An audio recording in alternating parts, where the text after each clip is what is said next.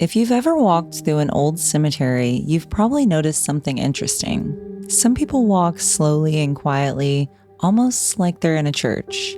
Others, they treat it more like a park, wandering between the headstones and reading the names. And occasionally, you'll see someone doing something that just feels wrong. Sitting on a grave, taking selfies, stepping directly over headstones. Which raises an interesting question. What are the actual rules for visiting a cemetery? Are there real traditions about what you should and shouldn't do? And have those rules changed over time? The answer is yes. In fact, cemetery etiquette has a long history that goes way back, hundreds of years, and many of the customs that we follow today were shaped by very different attitudes about death and remembrance. To understand cemetery etiquette today, we have to start with the past, because surprisingly, cemeteries were not always quiet, solemn places. In early America and throughout the 1800s, cemeteries were often part of everyday community life. Many towns had churchyards where families gathered regularly. Visiting graves wasn't always a silent activity. In fact, in the Victorian era, cemeteries were sometimes used almost like public parks. Families would visit loved ones, bring flowers, and spend time there together. Some accounts even describe people bringing picnic lunches and sitting near the graves on warm afternoons. It might sound strange today, but at the time it was considered a way to honor the dead by remembering them in a peaceful place. This idea eventually led to the creation of what were called rural garden cemeteries. These cemeteries were intentionally designed with winding paths, large trees, and landscaped grounds so people could walk and reflect. Places like Mount Auburn Cemetery in Massachusetts became popular destinations not just for mourning, but for quiet recreation and contemplation. But even though people spent time in cemeteries, there were still expectations about behavior. Victorian society had very strict rules about mourning and respect for the dead. For example, when attending funerals or visiting graves, people were expected to dress modestly. Widows often wore black clothing for extended periods, sometimes for years.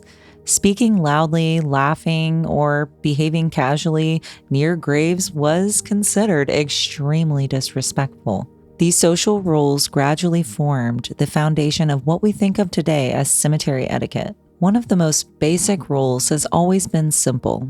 Treat the cemetery as a place of respect. Even today, visitors are generally expected to speak quietly and behave in a calm, respectful manner. Cemeteries are places where people come to remember loved ones, and that sense of reverence still shapes how people act when they visit. Another important rule that dates back centuries is avoiding stepping directly on graves. In older cemeteries, graves are often marked by stones at the head and sometimes the foot of the burial site. The area between those stones represents the resting place of a person, and historically, it was considered disrespectful to walk directly over it whenever possible. Instead, visitors were encouraged to walk between rows or along paths. You might also notice that many cemeteries discourage leaning or sitting on headstones. This is partly about respect, but there's also a practical reason. Many old headstones are fragile, especially those made of limestone or marble. Over time, they can crack or break if too much weight is placed on them. Even gentle pressure can damage a stone that has been standing for over 100 years. Another area where etiquette comes into play is the handling of objects left at graves. Flowers, coins, flags, toys, or small decorations are often placed at graves as symbols of remembrance.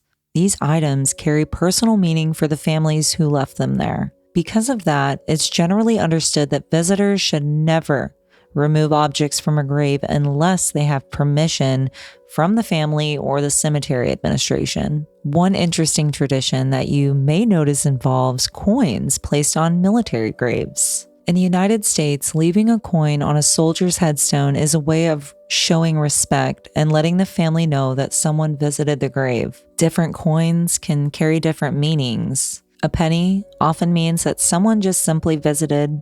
A nickel may indicate that the visitor trained at a boot camp with the deceased soldier.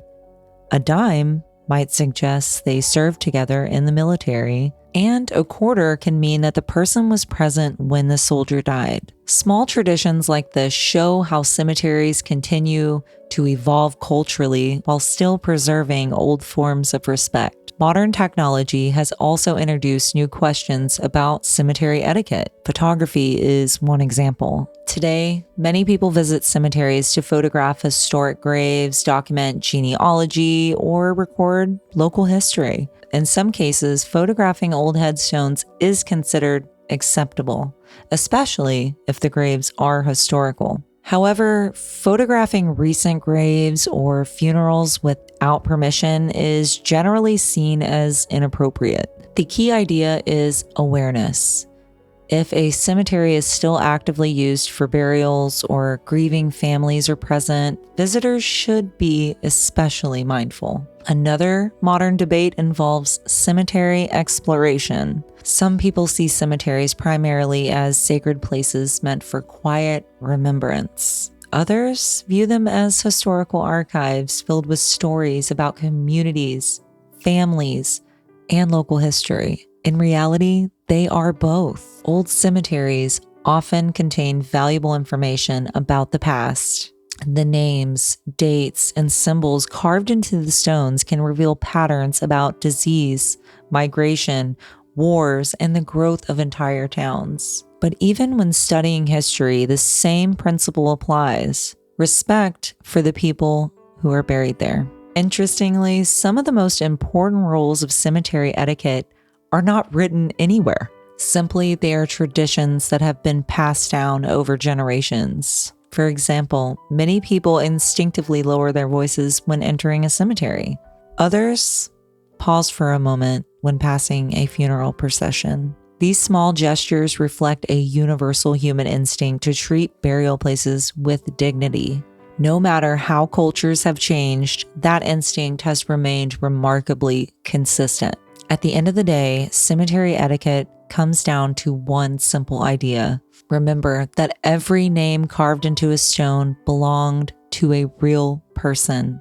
Someone's parent, someone's child, someone's friend. Whether a grave is 2 years old or 200 years old, the respect shown to that place reflects how we value the lives that came before us. And in many ways, cemeteries serve as quiet reminders of our shared history.